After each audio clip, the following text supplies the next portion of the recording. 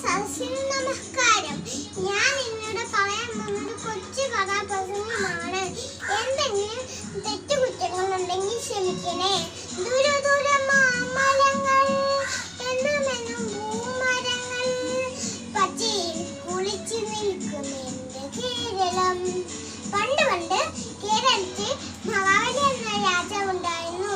ദാനശീലത്തിന് പേര് കേട്ട രാജാവായിരുന്നു മഹാബലി.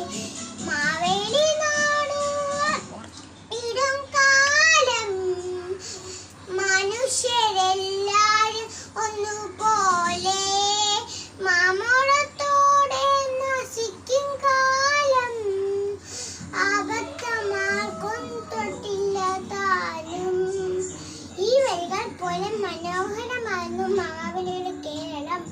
മഹാബലിയുടെ കീർത്തി എല്ലാ നാട്ടിലും പകർന്നു.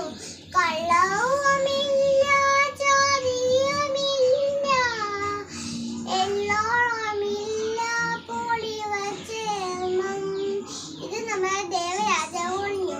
ദേവരാജാവാണെന്നറിയ കൂട്ടുകാർക്ക്. ദേവലോകത്തെ രാജാവാണിത്.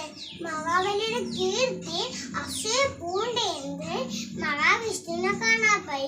മഹാവിഷ്ണു വാമന എന്നൊരു കൊച്ചു ബാലനായി മഹാബലിയുടെ അടുത്തെത്തി. മഹാബലിയോട് വാമനൻ ചോദിച്ചു, തന്റെ കാലടി കൊണ്ട് അളക്കാവുന്ന മൂന്നടി ഭൂമി ദാനം ചോദിച്ചു. മഹാബലി വാക്ക് നൽകിയതുകൊണ്ട് വാമനൻ തന്റെ ശരീരം അതിഭയങ്കരാക്കി വലുതാക്കി. ഒന്നാമത്തെ കാലടി കൊണ്ട് ആകാശവും രണ്ടാമത്തെ കാലടി കൊണ്ട് ഭൂമിയും അളന്നു. മൂന്നാമത്തെ കാലടി എവിടെ വെക്കും? വാമനൻ മഹാബലിയോട് ചോദിച്ചു. മൂന്നാമത്തെ കാലടി എവിടെ വെക്കും എന്ന് ചോദിച്ചു. ധർമ്മിഷ്ഠനായ മഹാബലിയുടെ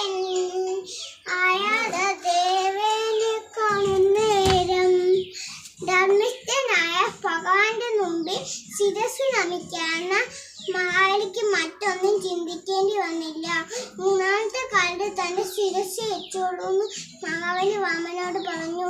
അങ്ങനെ വാമനൻ മഹാബലിയെ പാതാളത്തിലോട്ട് ചവിട്ടി താഴ്ത്തി എന്നാണ് ഐതിഹ്യം. മഹാബലിയുടെ ആഗ്രഹപ്രകാരം ചിങ്ങമാസത്തിലെ തിരുവോണം നാളിൽ തന്റെ പ്രജകളെ കാണാൻ വാമന് അനുവാദം നൽകി.